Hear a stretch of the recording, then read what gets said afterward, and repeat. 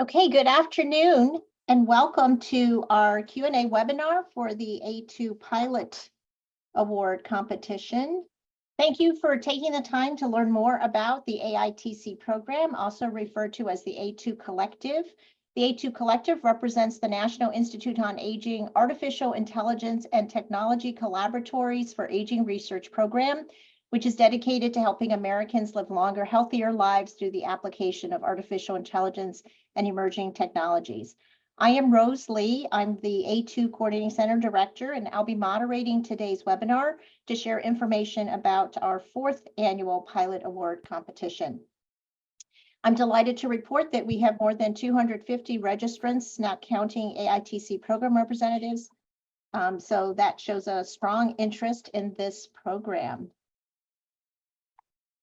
The A2 Collective is comprised of 3 collaboratories centered at Johns Hopkins University, the University of Massachusetts Amherst, and the University of Pennsylvania.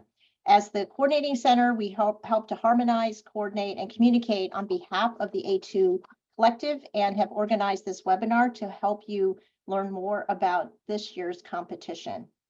So I want to run through quickly the agenda for today. We're going to begin with welcome remarks and a competition overview. The portion through the moderated panel discussion with AITC leaders will be recorded and posted on the A2 Collective website within the next week. We're not planning to share recordings of the breakouts, but expect to augment the FAQs based on what we hear that might be different. So look for that by the end of the week as well. After the competition overview and the moderate session, then there will be breakout sessions with individual AITCs, which you have all already indicated your initial interests. I'd like to now give Marcel a chance to welcome you all, and Dr. Saliv is an NIA program officer in the Division of Geriatrics and Clinical Gerontology. Thank you, Rose. I'm Marcel Saliv, and I'm happy to be here to welcome you on behalf of NIA. And we started this program a couple of years ago, and it's a critical program here for the Institute on using artificial intelligence and technology to improve the lives of older adults.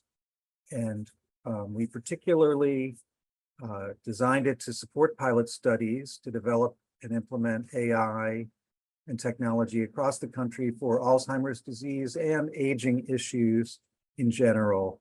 And so we're very happy with the progress so far on these pilot studies, and we look forward to more pilot studies across all the areas of interest to NIA, which includes my division, geriatrics, and the other divisions. Today, we have a special presentation that will highlight some of the biology topics, and which we're trying to enhance that portion, but I think overall we're still quite interested in the full spread of AI pilot projects, and we want to see the impact for the Institute in health of older adults and care and usefulness for people with Alzheimer's disease and related dementia. I'll be here throughout the meeting today and want to welcome you all, and thanks for your attendance. Thank you so much, Marcel. A little later, you will hear from Dr. Leonid Sapp, who is the NIA Program Officer in the Division of Aging Biology, who will be providing some thoughts about topics of interest in the AI and aging biology area. And you'll also hear from Dr. Alexis Batto, who is one of the Hopkins AITC co-PIs. She's also a professor of biomedical engineering and computer sciences with a secondary appointment in genetic medicine. The following representatives are expected to be on the call today from NIA and from each of the AITCs. That we've highlighted the people that we are expecting to be the program officers and PIs of the AITCs and coordinating center who are on the call today. They're highlighted in orange, and you'll see them when we get to the discussion session. They will be sharing their webcams and you'll see their faces. So just to summarize a bit about the common attributes across each of the AITCs, each of the collaboratories are designed to provide a set of common core services. They're listed here on the left-hand column. Pilots are two foci for the pilots on ADRD and general healthy aging. There are also cores focused on clinical translation and validation, technology identification and training, stakeholder engagement, networking, and mentoring. So these are core competencies that each of the AITCs bring and can help support pilots with support in those areas. The other notable feature of the AITCs is the emphasis on multiple disciplines. This was by design, so you'll see that each of the AITCs bring in subject matter experts in medicine, electrical and computer engineering, computer science, computational biomedicine, geriatrics, gerontology, nursing, public health. Each of the AITCs are prepared to provide guidance on design and conduct of interdisciplinary projects, assembling appropriate investigative teams and evaluation plans. All are also well-versed in human subjects research. Some offer access to diverse patient populations. These are things that you can talk about with the AITCs. There's also a focus on partnerships with private industry, venture capital firms, healthcare sector, government agencies.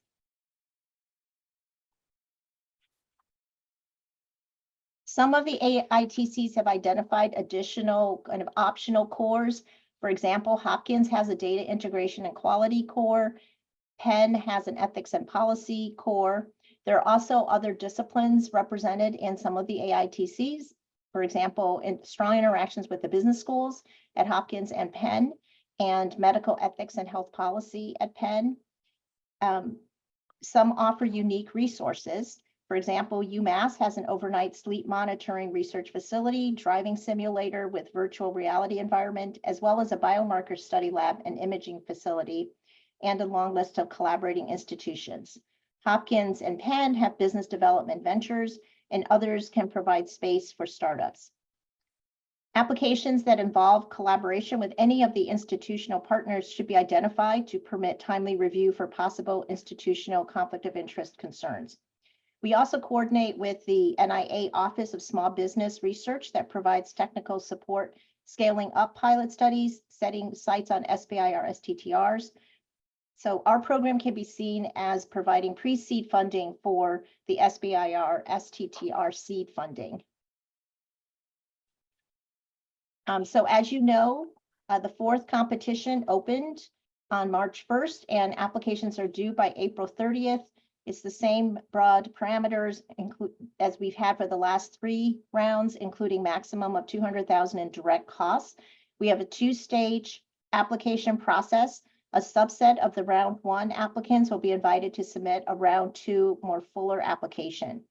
Foreign entities are not eligible to apply, but foreign components are allowed and will require NIH foreign clearance. For example, if you're accessing foreign data sets to help with your research. This year, there's special interest in area of biology of aging, and you'll hear more from Dr. Sapp and Battle as we explicate further on those specific topics of interest for this year. So now we're going to turn to Dr. Sapp, who will share a little bit about the AI and aging biology topics of interest to NIA. Hello, I'm Dr. Leonid Sapp. I started a new program on emerging technologies for aging biology 2.5 years ago.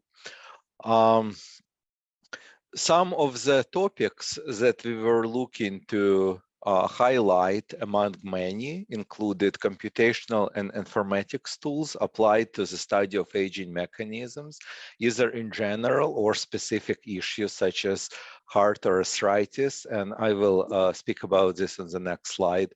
Also, AI, machine learning, health monitoring technologies, all of them have elements of the AI.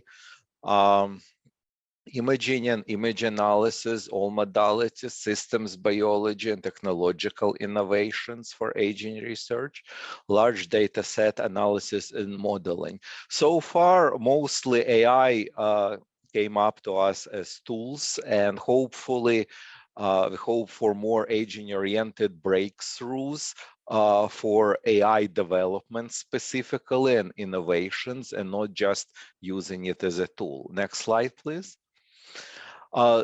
So far, we have big groups of current applications with AI, computer vision, and other areas that are that have AI present in them. And such groups include cardiovascular imaging, metabolic imaging, muscle bone imaging or modeling for bone joints, arthritis or sarcopenia, cellular senescence, modeling analysis, extracellular matrix imaging, inter-organ crosstalk microbiome studies, aging biomarkers, gene phenotypes, platforms for research and analysis, including in animals. And of course, these platforms include an element of AI, be it in image analysis or in other ways. Multiomics analysis, integration, and data mining with predictive ability. We had an RFA for AI for biological factors of exceptional health and lifespan. Also, biological clocks, personalized aging determinants, knowledge integration, and so on. So already we have large groups of applications. AI is present to some degree in all of these groups and more. But again, as mentioned, we hope for more technical developments and not just using AI-based tools. Thank you. Thank you, And also the last thing, I believe they will put my email in the chat. So since this talk is limited, I will be glad to entertain questions on email. Thank you so much. Thank you, Dr. Sapp. I have just added your email address, and Kayla has too. And I'm going to turn to Dr. Battle to talk a bit about AITC specific areas of interest. Yeah, so I want to elaborate a little bit today about our interest in expanding the focus areas to include more understanding of biology of aging and biology of ADRD. So here we really are looking to fund projects in this phase that use AI to model the biological and phenotypic dynamics of aging and ADRD. There are many data types that we could consider. So just to highlight a few, thinking about really deep phenotyping, cognitive and otherwise involved in aging, and diverse omic data from genomics to metabolomics, transcriptomics, and more. And specifically multimodal data may be appropriate for these AI applications, including genomics and imaging, for example. Just listing a few focus areas here. I won't read all of that, but maybe go on to the next slide now. So next slide, please. Yeah, so I'm listing a few suggested research themes that we've discussed that would be appropriate for this application. There may be others, but I think looking at this list gives you an idea of what we're looking for. Thinking about AI-driven biological clocks derived from molecular data would be appropriate. Machine learning analysis of hallmarks of aging and biomarkers. The impact of metabolic changes on aging. Machine learning applications and AI-derived patient subtyping from molecular data in aging phenotypes specifically. Temporal models based on AI and machine learning models of phenotypic and molecular changes over time during aging or during disease process, and analysis of interventions for healthy aging and candidate drug target discovery for ADRD. So these are some suggested themes. There are a couple more things on the next slide that I'd like to highlight.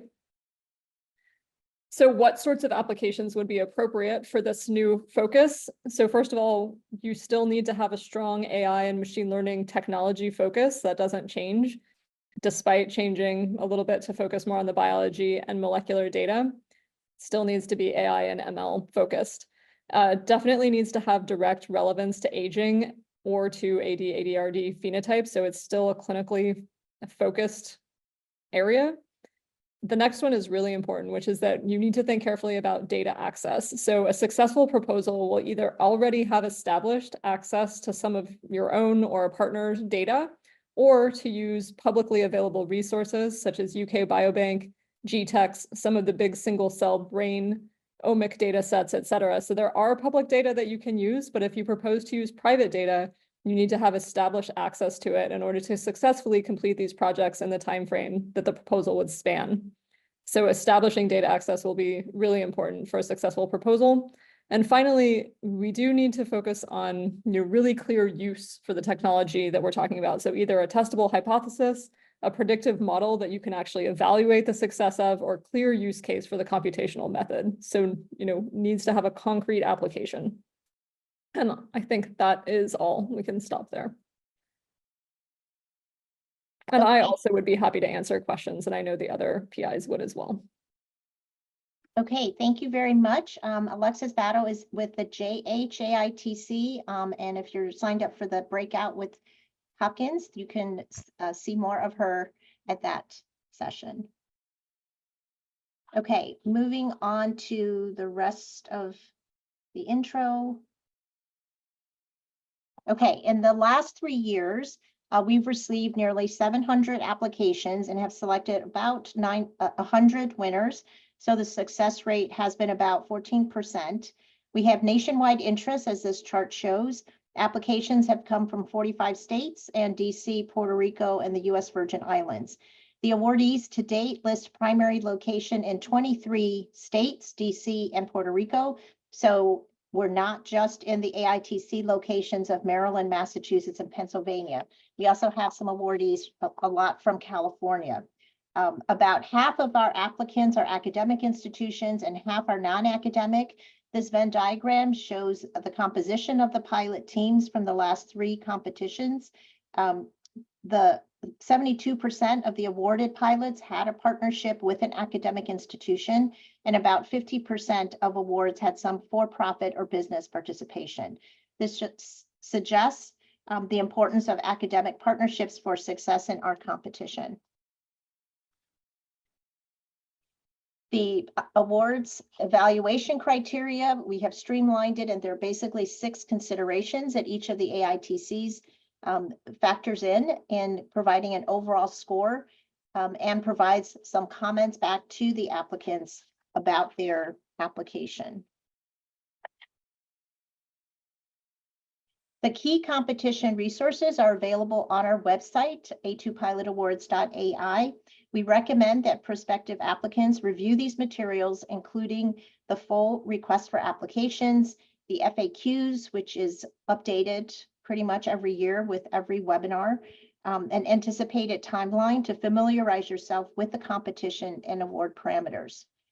It'll certainly shortcut the process if you are familiar with this information before contacting AITCs and the Coordinating Center.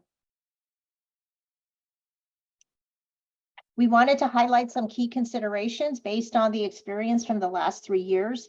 First is the funding structure. Funds are provided on a reimbursement basis because we're part of the NIH structure, which means the awarded project teams must be able to fund their first milestone upfront and subsequently receive reimbursement from the AITC. Project teams will invoice expenses on a schedule set by the AITC. This can be quarterly or monthly or by milestone. But this is an important consideration for some of the awardees who are not familiar with this approach. Looking at participant and IRB costs, when planning your overall project budget, consider the potential costs for participant recruitment and preparing your IRB submission if applicable. Small companies without their own IRB who are not collaborating with a larger institution that has its own IRB may be eligible to use the Coordinating Center's central IRB service, which covers the cost of submission, but the company will still need to allocate resources for preparing IRB materials or potentially engaging consultants to support that process. Please talk with your AITCs about this aspect if you are not familiar with the whole IRB process. And the Coordinating Center is also happy to answer any questions about that as a starting point. Collaboration and IP. If your proposed project involves multiple collaborating institutions, you should begin your IP negotiations among those collaborators as early as possible, so those understandings are resolved prior to entering into a subaward agreement with the AITC's home institution. And finally, award eligibility. A company with a prior SBIR STTR award cannot receive an A2 pilot award for advancement of the previously funded technology. However, they can receive an A2 pilot award for novel technological development distinct from what was supported previously. The round one application includes space to differentiate the proposed project from work supported by prior awards, and the CC can provide, that's Coordinating Center, can provide preliminary overlap consultation upon request. Okay, we're going to turn next to a moderated panel discussion with AITC leaders. That will be followed by the breakout sessions with individual AITCs where you will get to ask more of your specific questions. Okay, I put here on the screen the list of the principal investigators with the different AITCs. And many of them are on this webinar to answer questions. So I'm going to now stop sharing this screen. Or Scotia, can you stop sharing? And then we will pose questions to the AITCs and then before breaking into the breakout sessions. Okay, first question, and I guess I'll direct it to Mass first. Can you share examples of AI tech approaches or topics of aging that you are particularly interested to see in pilot applications this year? Are there any key gaps or emergent interests in this fourth funding cycle, whether based on what has been funded thus far or developments in the AI tech landscape, such as advances in generative AI, or further thoughts about biology of aging? Thank you, Rose, and welcome everybody. I'm delighted to say hello and answer this question on behalf of the Massachusetts AI and Technology Collaborative. I'm one of the co-principal investigators along with Deepak Ganesan, who's based at UMass Amherst. I'm a physician and professor at Harvard Medical School. Margie Lockman, who's the head of our aging pilot course, also on, along with David Paquette, who's one of our associate directors. And we're delighted to spend more time with you in the breakout groups. So just by way of initial answering of your question, so our center has a slight focus, perhaps a little more narrowly than some of the other centers, on successful aging at home. So a lot of the care of patients with ADRD in the home care environment. And so from that perspective, a lot of the awards that we've funded over the past now 3 cycles, or soon to be 3 cycles, have been really focused on that. So using technologies often guided by or aided by artificial intelligence to do that. So that's ranged from early detection to the care of individuals, either with chronic health conditions or with cognitive impairment across the range of their disabilities, to caregiver support. And so from that perspective, we have traditionally been focused on applications of devices or technologies that could ultimately be deployed more broadly. I'll say that with the new slightly enlarged focus to include the biology of aging, certainly that's a new focus for all of us, and to be perfectly transparent, something that we're all evolving with quite quickly to figure out what exactly will be within scope for us. But in the last cycle, the biggest change, and which I anticipate seeing more of this time, has in fact been in use of generative AI, large language models. I think we'll speak a little bit more about what we see as successful in terms of these applications as we go, but I anticipate we'll see a little bit more of that in the coming cycle. Okay, thank you, Nitish.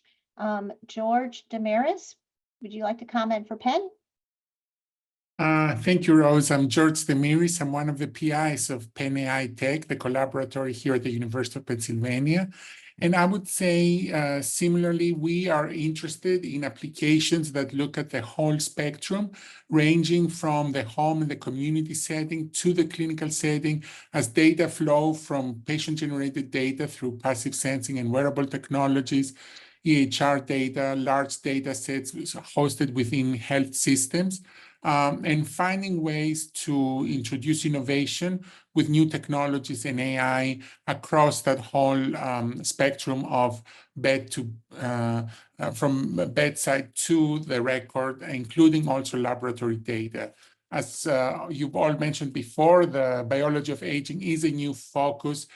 So traditionally, in the first 3 years, we funded mostly applications that looked at innovation in AI for home monitoring, understanding cognitive abilities and potential cognitive decline, fall prevention, fall detection, increasing independence within the home and supporting aging in place, supporting clinical decision-making at primary care clinics, and many other applications that look more at consumer-facing technologies.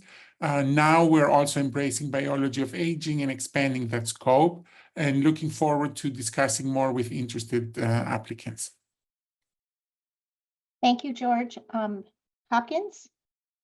Somebody speaking on Yeah, behalf? I mean, I can make a very brief comment and maybe my colleagues will join. Our portfolio also is very broad, and so we are looking at ADRD as well as other issues such as fall detection, prevention, and use of large language models, and also in the wild health with respect to eye diseases and so on, which addresses a challenge such as domain adaptation and so forth. So we have a very broad portfolio, and we also have 851 registered patients, who could be useful in terms of testing out some of these ideas. We have a clinical translation validation core that focuses on that. We have established some gait analysis labs and so on to help with both physical frailty and cognitive frailty. And maybe Peter or Jeremy could add.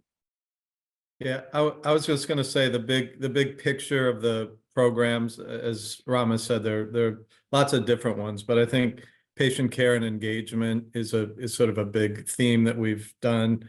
Also, things for caregivers and the workforce that help take care of people, especially with AD. And then, as we move more into the biology in these coming rounds, the diagnostics and assessments are certainly increasingly important in these. And then also just whole system management and administration. I think we have some expertise that we could bring to the table on that. Our groups, both clinicians and bioengineers. So I think we have a good combination to help think through on those areas. Peter, do you want to add anything to that? No, I think you covered it well.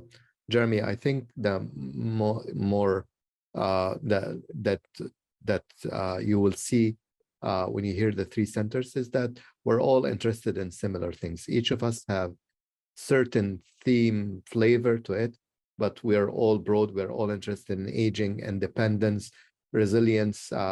Each center have different resources. So I think one of the things that distinguishes us is to look at the course, look at what different courses provide. And always there is a potential that we work together. And even if you're funded through certain center, it doesn't mean that you are married to that center only and nothing else can happen on the other sides. I think I speak for all the three centers that we want this to be a true collaboratory that will bring resources and work with you regardless of where you are. Okay, Alexis, did you have anything to add? Just to add that along the lines of the biological focus, we certainly have a specific interest and expertise for that at Hopkins, molecular biology being my particular area of interest. Okay, thank you. I'm going to move on to the next question, and I'm rotating the center so everyone gets a chance to be first. So this is addressed to George Damaris at Penn. What are the key factors you're looking for in a Stroud Round 1 application? Do you have any specific recommendations for how applicants can maximize their chances of success through the project statement or information about their team members that you think are key to include in the first round application? I would say that we are definitely looking for something that has high innovation and high significance. And obviously, it can be an idea even in early stages, but with ultimately the potential to make an impact. And that impact could be commercialization, especially if it's an industry partner or a small business that's applying, or it could be just the potential to translate into practice in the real world and make a difference.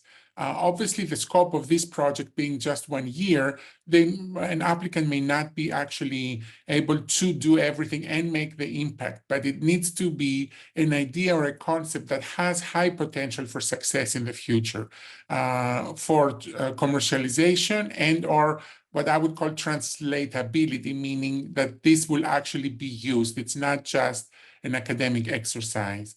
And in order, I think, for applicants to convey that better, it's helpful in the first phase to showcase that they have the right team or are partnering with the right people. Sometimes a team may not have all the right stakeholders. You might have the technical expertise, but might be lacking the clinical expertise, or may not have patient stakeholders on board who can bring the patient's voice and perspectives. So if your team itself is not all encompassing, you can build partnerships or partner with the center you're applying for to seek that expertise, but showcasing that you know what it takes to do the work and you have the right team members or are planning to add the right additions to your team, and demonstrating high impact in the future, potential for high impact, I think are the two key factors, especially in the phase 1, where we don't have that much information. So it's difficult to convey all the details, and you don't have to worry about all the details. At this phase, it's more about the value of the idea. Okay, thanks, George. Turning to Hopkins, I might edit the question a bit because I think George's answer applies to all of the AITCs, but we have a question in the chat. Does the small business partnership applicant's educational background play a role in the determination of the award of these services, and in what way? Must a medical professional be among applicants' leadership group? Sorry. Yeah, I think AI is so broad now. Sometimes we get applications saying we're going to apply deep learning or transformers.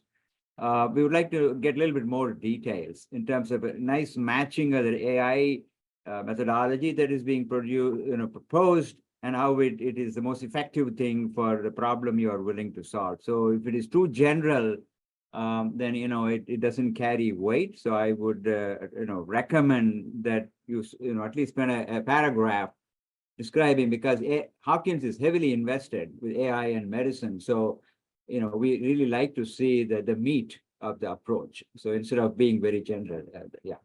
I think if I can add to this, so the educational background, PhD or MD or master's, I don't think this is what we're looking for, but more of the credibility of the person that's applying and what have they demonstrated in the past in working in this area to use it as feasibility.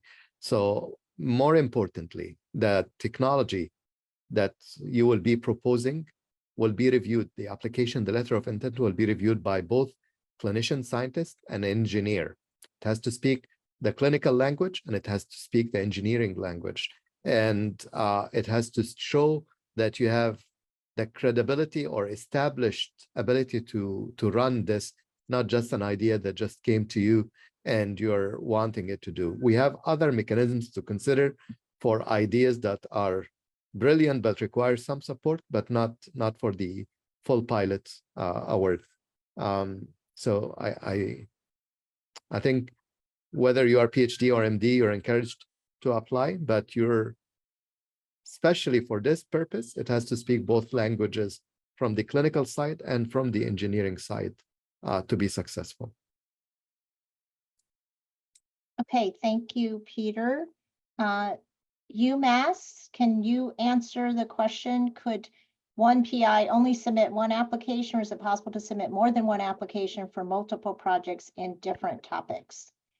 Yeah, so let me actually, I'm just going to return, Rose, for a second to both of the prior questions, and then I'll answer this one very directly. That, to emphasize something and agree very much with both what was said by Peter just a minute ago and George prior to that, that ultimately what we care about when thinking about these applications is their potential impact on improving health.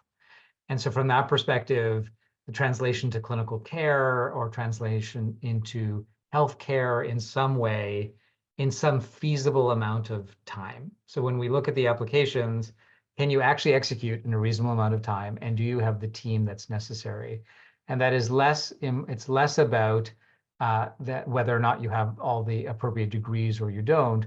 But if you say you're going to do something in humans and are going to intervene upon humans, and you have no human subjects team member or anybody who's done human subjects research, then that's an issue for me of feasibility, not of credentialing. And having human subject experience, again, does not mean you need to be a physician by any means. There's many people who've done clinical human subjects research of some sort. And so when we look at the applications, we're really looking at your ability to execute in its ultimate impact, and of course, its innovation. Rose, to the specific question that came from the chat about multiple, I think Kayla preempted some of my response, which totally agree with, that we're certainly open. We have seen multiple applications from individuals we ask that the same application not be submitted to more than one AITC. That's a problem because this is not a bake-off, and we all do share that sort of information with each other with help from the coordinating center. But we have routinely seen multiple applications with unique or different scientific goals, often different scientific problems, different data, different patient organizations, just like you may see in other NIH competitions. And so you're most welcome to do that, but they should certainly be distinct. Can I just add a point? I think all of the points, very important. But going back to the previous question, I feel like, the composition of team is extremely important from different dimensions, right? Can you execute the study? Do you have people who have done similar types of studies in the past? Do you have people with AI and machine learning expertise? Do you have people who understand the clinical problem? And in particular, as Nitish pointed out, can recruit. I just think the team construction, I cannot emphasize enough how important that is. And it helps us also because we evaluate a very short proposal. And it's important for us to know that the team knows what it's talking about for different aspects of these kinds of studies. Okay, and maybe someone can answer the question. If the proposal is focused on aging instead of ADRD, then does it need to be on normal aging rather than what can go wrong during aging? I can answer that. I think it does not have to be on normal aging. It can be on conditions that are related to aging. So falls, for example, are a big topic that people cover. So again, it doesn't have to be normal aging. Yeah, let me add to Jeremy that we funded stuff on cardiovascular health, on physical functioning, on sleep, on memory, which is sort of pre-morbid memory. And so from that perspective, diseases associated with aging are clearly of interest to the Aging Corps. Okay, George, anything to add?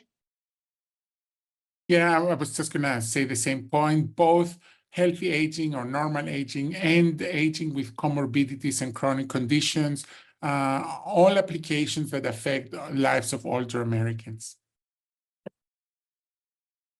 Okay, thank you all. In the interest of time, I'd like to ask one last question, which is germane to people who have signed up for one collaboratory but might not have time, obviously, to be in two places at once.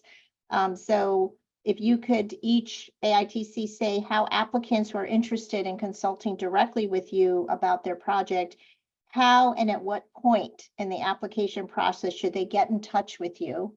And we can put the contact information in the chat for each of you, but if you could say a little bit about that, and I'll start with Hopkins.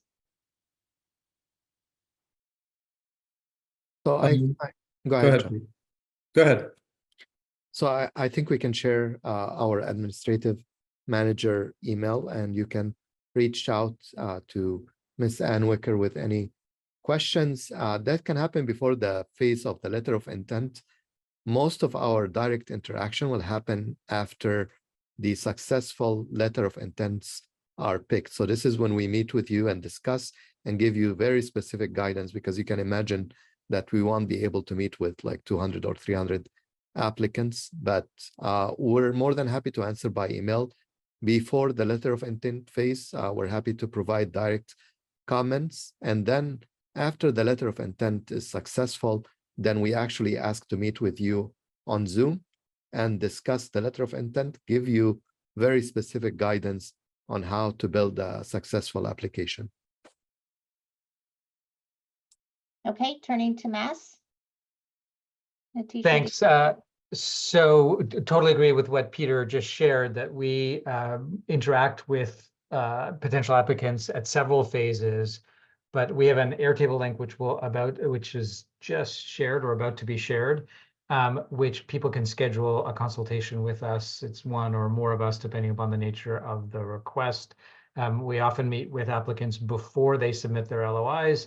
And what we do in terms of our process is we give written feedback to people submitting LOIs. Many of the centers do exactly the same thing. And occasionally we'll then meet with applicants in the middle of the LOI to phase, the next phase, phase 2, which is the formal application, to help guide or clarify some of those comments. And then occasionally we'll meet with people after that as well. So suffice it to say, we have a clear mechanism. We'd encourage you to reach out. Better to ask questions up front than be confused by what we're looking for. okay, and Deepak, anything to add to Natisha's comments? Nothing to add. Okay, turning to George for UPenn.